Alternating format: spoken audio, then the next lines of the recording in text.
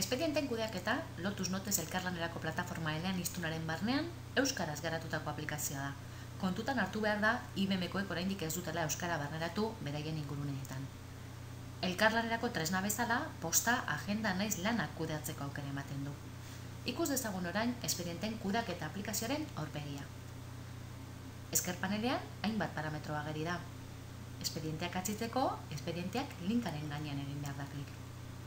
Ekintza honen ondorioz, erabiltzaile batzuk bista hau ikusiko dute, beste batzuk berriz zuzenean nire lanak. Bista ikusiko dute, erabiltzailearen rolaren arabera beti ere. Ikuspegi orokorrak linkak, espediente mota guztien listatua ikusteko aukera ematen du. Obra txikia, laguntza eskaerak, eraikuntza, kexak eta iradokizunak. Bertan, bakoitzari dagokion fitxa atzitu daiteke, bere gainean klik bikoitza eginez. Honako hau, 2011 urteko 7. espedientea laguntza eskaerak motako espedientea izango litzateke. Eta hau, berari dagokion informazioa. Laguntza eskaerak motako espedienteak soilik aztertu nahi izan ezkero berriz, besteak sailean dagokion linkaren gainean klik egitea baino ez dugu. Bista honetan, unerako sortutako laguntza eskaerak motako espediente guztiak ikus daitezke. Hau da, espediente bakoitzari dagokion karpeta eta bere barneko dokumentu guztiak. Dokumentua kontsultatzeko baimena, espedientean parte hartzen duen erabiltzaile orok du. Aldatzekoa berriz, rol egokia duenak soilik.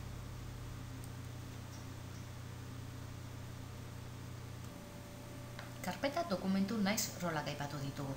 Kontzeptuak hobeto ulertzeko, azter dezagun espedienten kudeaketa aplikazioaren filosofia. Hasteko kontutan hartu behar da, aipatu aplikazioa fluxuetan oinarritzen dela. Esate baterako laguntzak eskaerak espedienteri dagokion fluxua honakoa da. Fluxu batek hasiera eta bukaera puntu bat ditu. Bi puntu hauen artean, aktibitate multzo bat aurki dezakegularik. Aktibitate hauetako bakoitzean rol zehatza duten pertsonek soilik burutu ahalko dituzte dagozkien lanak.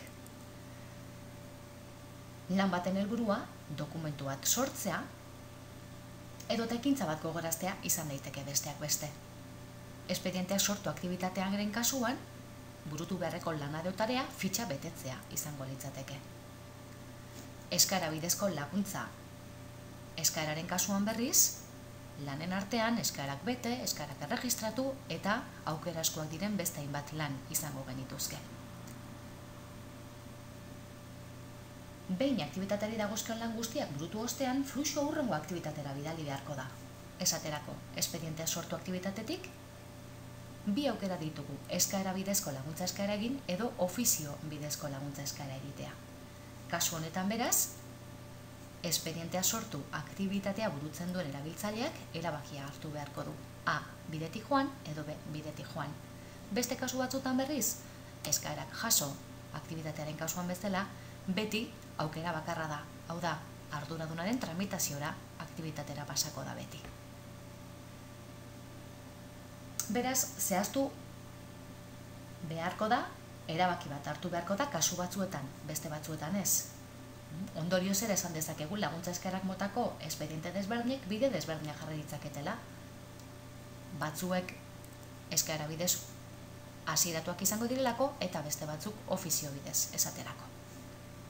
Erabiltzaile batek espediente bat sortzen duenean beraz horrelako fluxu bati ematen dio hasiera. Bide bat edo beste, jarraituz, bukaerara iritsi arte. Fluxu honi dagokion informazioa hain zuzen ere pantailan ikusteko, zuhaitz egitura hau erabiltzen da.